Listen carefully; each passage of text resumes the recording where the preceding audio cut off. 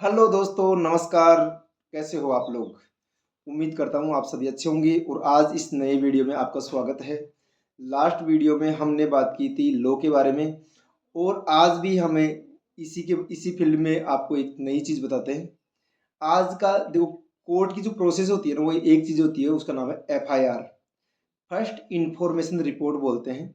जिसमें ऐसे कहते हैं कि अगर किसी के साथ कोई भी अपराध हुआ हो, समझो, किसी के साथ में कोई भी अपराध हुआ हो, तो इसके लिए सबसे पहले हमें एफआईआर दर्ज करानी पड़ती है। अब आज हम बात करेंगे एफआईआर दर्ज कैसे करें, एफआईआर के टाइप कितने होते हैं और किस प्रकार से एफआईआर की प्रोसेस होती है। तो ये वीडियो समर्पित है एफआईआर के लिए, ठीक है। तो एफआईआर दर्ज का जो सारी चीज़ें हम बताएंगे, डेटा के हिसाब से हम बताएंगे।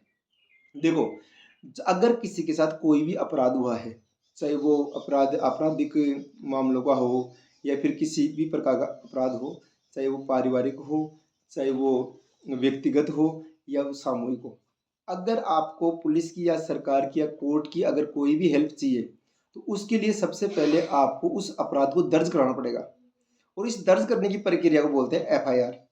सबसे पहले आपको, अगर आपके साथ कुछ गलत हुआ है, किसी भी प्रकार का गलत हुआ है, तो आप नियर बाई पुलिस स्टेशन जाओ, एक एप्लीकेशन लिखो और उसमें जो भी घटनाक्रम है वो लिखो, ठीक है। तो उसको एक एप्लीकेशन लिखकर उसमें जितना भी आपका अपराध है ऊपर आप उसमें जो इसका प्रारूप है उसमें आप एप्लीकेशन लिखो प्रॉपर रूप से, और उसमें आप क्या कह सकते हो, अपनी जो बात है बता सकते हो। उसको एप्लीकेशन को आप क्या कर सकते हो, डायरेक्ट थाने में जाओ और संबंधित एक बीट अधिकारी होता है, वो बीट अधिकारी आपके बयान लेकर आपकी एफआईआर दर्ज करता है। और एफआईआर दर्ज करने के बाद भी जिस प्रकार की आपकी भाषा है, जिस प्रकार की आपकी एप्लीकेशन की भाषा है, उस हिसाब से ही, जैसे मान लो कि अगर आप प्रेजेंट में आप कराओगे एफआईआर, तो हमारे यहाँ बीएनएस चलता है, भारतीय न्याय संहिता। तो भारतीय न्याय संहिता में जितनी धाराएं हैं ना, उन धाराओं के अनुसार आपकी एफआईआर में धाराएं लगेंगी। जैसे आपके साथ कैसा करते हुआ है, ठीक है, जिस प्रकार का अपराध है उसी प्रकार की धाराएं लगती है और वो धाराएं एफआईआर में लग कर आती है। क्लियर बात हो गई? तो ये एफआईआर है और ये एफआईआर दर्ज होने के बाद में आगे की कार्रवाई पुलिस करती है। एक तो ये है एफआईआर। दूसरी बात, अगर आपकी एफआईआर, खूब बार ऐसा होता है कि आप पुलिस स्टेशन में गए और आपकी एफआईआर दर्ज नहीं हुई, पुलिस वाले ने आप ये एप्लीकेशन लेकर आपको भेज दिया कि जाओ हम दर्ज कर लेंगे, ठीक है, कई बार ये होता है। ऐसी कंडीशन में अगर संबंधित थाना अधिकारी आपकी एफआईआर दर्ज नहीं करता है, तो सेकंड नंबर की प्रोसेस है, आप संबंधित जिला के एसपी होता है, जो आईपीएस जिसको बोलते हैं, इंडियन पुलिस सर्विस, एसपी जिले का सबसे बड़ा पुलिस मुखिया होता है, उसके पास आप जाकर प्रेजेंट हो सकते हो और प्रेजेंट कर वही एप्लीकेशन जो आपने थाने में दी थी, उस एप्लीकेशन को वहाँ आप दे सकते हो।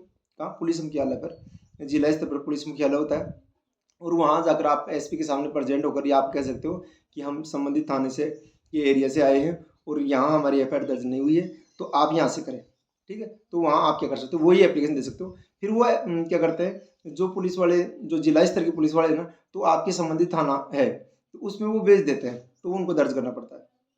और फिर भी जैसे मान लो कि अगर आपने थाने में गए, वहाँ दर्ज नहीं हुई, आप एसपी के पास प्रेजेंट हुए, वहाँ भी दर्ज नहीं हुई, तो आप क्या कर सकते हो, आप कोर्ट के माध्यम से एक परिवाद पेश होता है, कोर्ट के माध्यम से आप एफआईआर दर्ज करा सकते हो। अगर पुलिस स्टेशन में या फिर बाद में जिला मुख्यालय पर अगर आपकी एफआईआर दर्ज नहीं होती है, तो आप संबंधित कोर्ट में जा सकते हो, जो भी आपका एरिया कोर्ट लगता है, चाहे वो तहसील स्तर का कोर्ट हो, सेशन कोर्ट हो या फिर जिला स्तर का कोर्ट हो, तो आप वहाँ जाकर एक वकील के माध्यम से, एक अधिवक्ता के माध्यम से, सहयोग से आप एफआईआर को दर्ज करा सकते हो।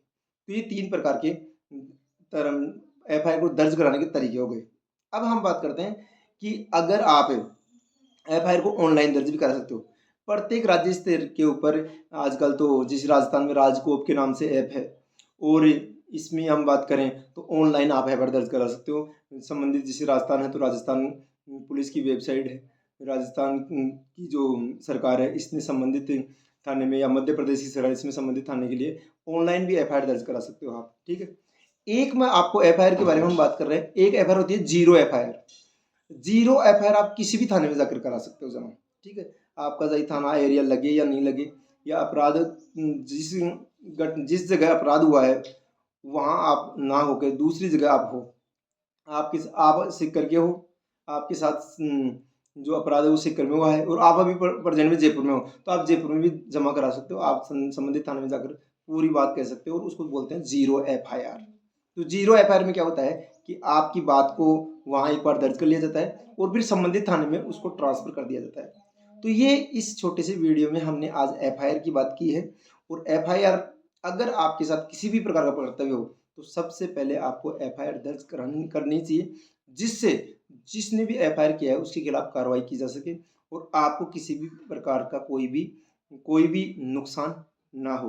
उम्मीद करता हूँ इस छोटी सी वीडियो में हमने एफआईआर के बारे में सीखा, और जो भी आपका कोई क्वेश्चन है तो आप पूछ सकते हैं। नमस्कार, धन्यवाद।